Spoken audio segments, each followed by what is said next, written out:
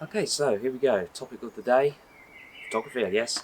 Uh, well, photography is obviously one of those like creative passions that loads of people have. It's definitely one of those more um, detailed sort of hobby to look at, like macro being one. But obviously, before we even do photography, you kind of need to know the basics of the camera. So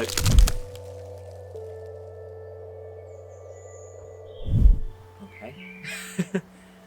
So obviously you need to know three things about camera, and cameras need light. They all operate around light. So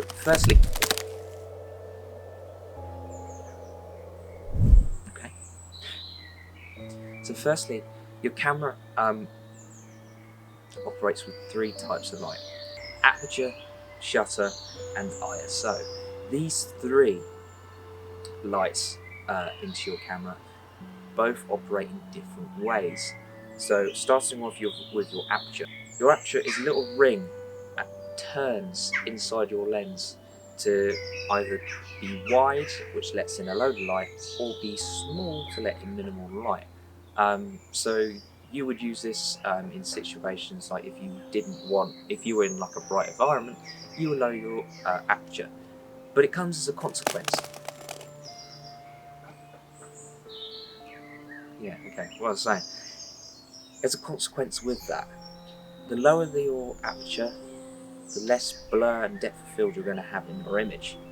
So it, it, it basically allows you to have more detail.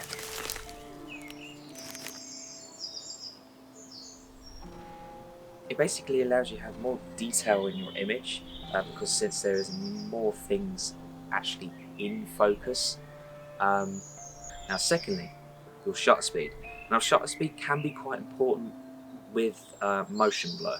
So obviously the lower the shutter speed, the more light you're going to let in because it's open for more amount of time, so you're just going to let in more light. And the faster the shutter speed, you're going to let in less light, but you're going to have a lot sharper image. That is, if the image is moving quick, that image is going to be a lot more detailed, as you have limited your motion blur. Yeah, so your aperture, the wider it is, the more motion blur you're going to get.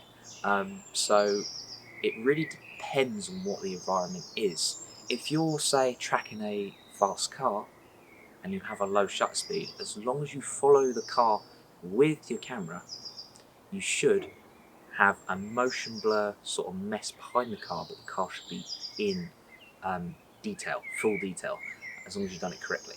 But you need to fiddle around with the settings to get used to that. And lastly, your ISO. Your ISO is actually nothing to do mechanically, it's actually to do with your camera, your camera's sensor. Now your camera sensor depends on what camera you get, either full frame, APS-C. I personally use APS-C cameras at the minute because full frame is flipping expensive. Even though full frame let in more light because there's more surface area on the actual lens, and APS-C lets in less light because it's a crop sensor, so you're letting in less light. So if you wanted low light situations, probably full frame probably be the best. But anyway, ISO is the actual digital sort of light gain from your sensor. So actually using the ISO, having a low ISO about like 100, we call it grain, yeah? So grain.